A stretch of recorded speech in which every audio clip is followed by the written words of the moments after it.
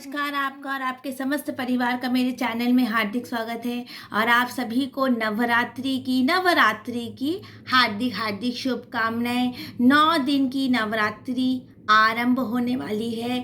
चैत्र मास की शुक्ल पक्ष के द्वितीया के दिन से हम लोग की नवरात्रि आरंभ होती है। किसी लोगों की चैत्र मास की शुक्ल पक्ष की पड़वा के दिन, एकम के दिन नवरात्रि आरंभ होती है। नवरात्रि 9 दिन के लिए होती है, जिसमें अष्टमी और नवमी के दिन विशेष पूजा होती है। जयकारा शेरा वालिए का। आज मैं आपको बताने जा रही हूँ कि नवरात्रि में जब माता दुर्गा की स्थापना होती है, उसमें सामग्री में सबसे ज़्यादा ज़रूरी होती है कलश की जो सामग्री होती है, उसमें आप एक चौकी लगेगी, एक लाल आसन लगेगा। आपको एक लाल आसन लगेगा। माता रानी की स्थापना करने के लिए आपको एक लकड़ी की चौकी लगेगी, उस पर एक लाल आसन लगेगा। आपको लाल आसन, उसको आप सजा भी सकते चुन्नियों से, आपकी जैसी उसी सामर्थ्य है। आप नवरात्रि में चौकी स्थापना होगी और 9 दिन वो चौकी ऐसी ही रहेगी। 9 दिन वो चौकी ऐसी ही रहेगी। उस चौकी को हटाया नहीं जाएगा। उसी चौकी पे कलश स्थापना होगी। इसी चौकी के ऊपर माता रानी बैठेंगी और इसी चौकी पर ऊपर कलश स्थापना होगी। जय माता दी। नवरात्रि में सबसे ज़्यादा ज़रूरी होती है माँ की प्राण प्रतिष्ठा। माँ की प्राण प्रतिष्ठा के लिए आपको एक जल भर के लोटा चाहिए। आप गंगा जल भी ले सकते हैं, आप जमुना जल भी ले सकते हैं, या तो नदी या कुआं का, या तो घर का स्वच्छ जल कोई भी रह सकते हैं। एक पीतल का, तांबे का एक कलश चाहिए। सबसे पहले नवरात्रि में स्थापना के लिए आपको कलश की स्थापना की जाती है। श्री गणेशाय नमः, श्री गणेशाय नमः। तो कलश स्थापना के लिए आपको एक जल का भरा हुआ पात्र, उसमें आम के पत्ते लगाए जाते हैं। नए आम के पत्ते लगाए जाते हैं। उसके साथ उनके जो यहाँ पर होता है, कंठ में एक धागा, मौली बांधी जाती है। आपको मौली लगेगी। और अगर आपके पास चुन्नी नहीं है तो इसी का आप उपवस्त्र जैसे व्यवहार, तो आपको 2 मौलियाँ लगेंगी। एक आपको कलश स्थापना के लिए, एक माँ को उपवस्त्र के लिए, अगर आपके पास कोई भी उपवस्त्र नहीं है। उसके बाद आपको लगेगी कि सामग्री जो कलश के अंदर जाती है, सिक्का। ये देखिए, ये सिक्का है, ये सिक्का है। चांदी का सिक्का नहीं हुआ तो कोई बात नहीं है। हल्दी की गांठ, कमल गट्टा, कंकु, चावल, हल्दी, सिंदूर और ये सब सामग्री, और इलायची और लौंग, ये सब सामग्री से आपकी कलश स्थापना हो जाती है। मैं फिर से बोलूँगी आपको, हल्दी की गांठ, हल्दी, कंकु, चावल, सिंदूर, उपवस्त्र, इसको उपवस्त्र मौली जो कंठ में बंधी जाती है, और कंकु का बड़ा पैकेट, कमल गट्टा, हल्दी की गांठ, सिक्का, चांदी का सिक्का, और उसके बाद लौंग। इस सब से आपकी कलश स्थापना। अगर आपको और सामग्री बढ़ानी है तो आप सप्तमातृका, शब्ददान, आप जो सब डाल सकते। मीठा कुछ मत डालिएगा। 9 दिन की पूजा होती है, 9 दिन कलश स्थापना रहती है, तो कृपा करके आप मीठा कुछ मत डालिएगा। पुंगीफलम लगता है। पुंगीफलम कलश स्थापना में पुंगीफलम लगता है, पुंगीफलम। और उसके बाद लगता है एक पान का पत्ता। ये सब से आपकी कलश स्थापना। आपको एक नारियल लगेगा कलश स्थापना के लिए। जटा वाला नारियल लगेगा कलश स्थापना के लिए।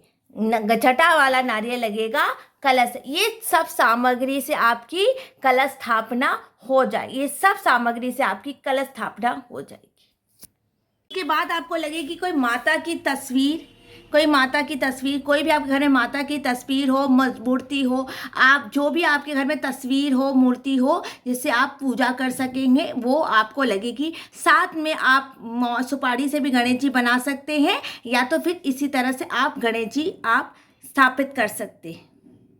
आप स्थापना करके आपको ऐसी कोई फोटो या मूर्ति या उसके लिए आप लगेगी।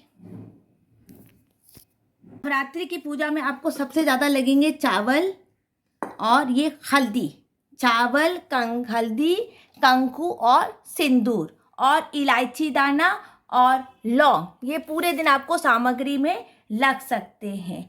उसके बाद आपको लगेंगे पुष्प, आपको लगेंगे पुष्प, ऐसे लाल लाल पुष्प आपको नवरात्रि में लगेंगे माता रानी को चढ़ाने के लिए।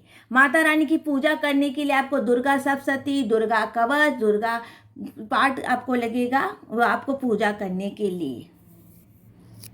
प्रसाद में आपको लगेगा मेवा, काजू, बादाम, केला, कदली फलम, जो भी आपका लगता है सब फलाहारी भोग होगा। माँ का जो भोग होता है वो फलाहारी होगा, क्योंकि 9 दिन आपका व्रत रहता है। और अगर आप फलाहारी भोग नहीं कर सकते हैं, आपको आप व्रत नहीं कर सकते, तब भी आप माता रानी को नवरात्रि में फलाहारी भोग लगाएंगे, अन्न का भोग नहीं लगाएंगे। शुद्ध भोजन या तो सिंघाड़े के आटे की रोटी या कुट्टू के आटे की रोटी आप बना के भगवान को भोग कीजिए, लेकिन आप 9 दिन अन्न का भोग नहीं करेंगे।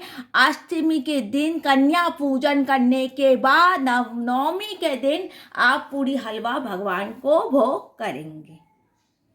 हवन किया जाता है अष्टमी में।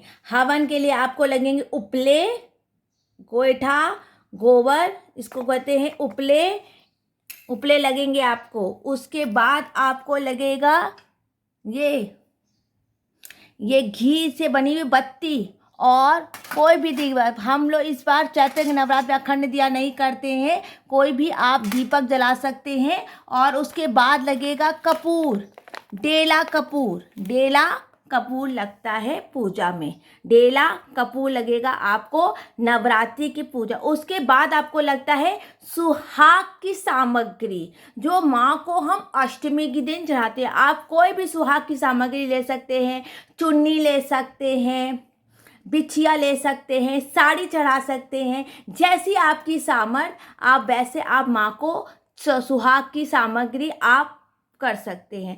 तो आपको मैं फिर से बता दूं पूजा में क्या क्या लगेगा। कलश स्थापना की सामग्री लगेगी, एक किताब लगेगी, माँ की फोटो लगेगी, फलाहारी भोजन लगेगा, चावल लगेगा, हल्दी लगेगी और घी का दीपक लगेगा। ये सब आपको सामग्री लगेगी हवन के लिए आपको ये सामग्री लगेगी।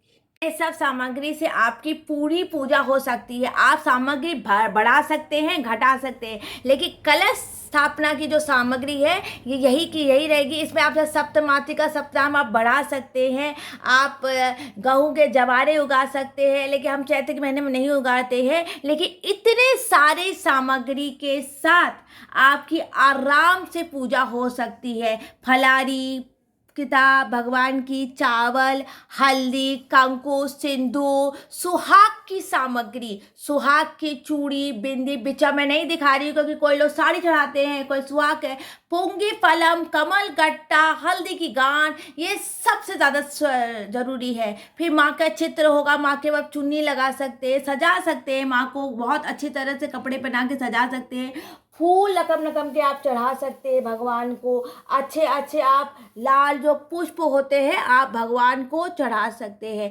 जयकारा शेरा वाली। वीडियो को यहीं पर मैं एंड करती हूँ।